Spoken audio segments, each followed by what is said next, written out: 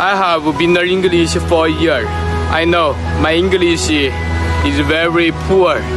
Pronunciation is not a standard. But so what?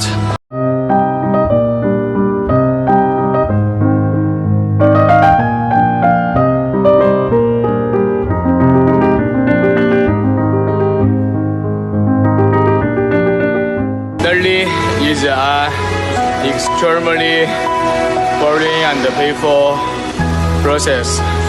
I just want to get used to this process because I know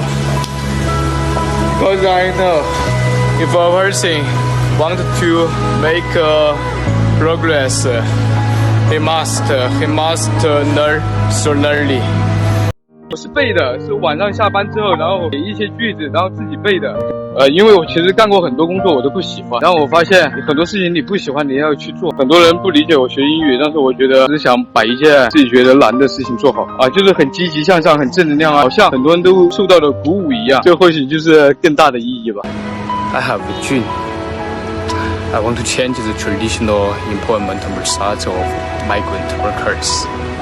I want to provide them with more job opportunities, even if it can only be changed a little bit.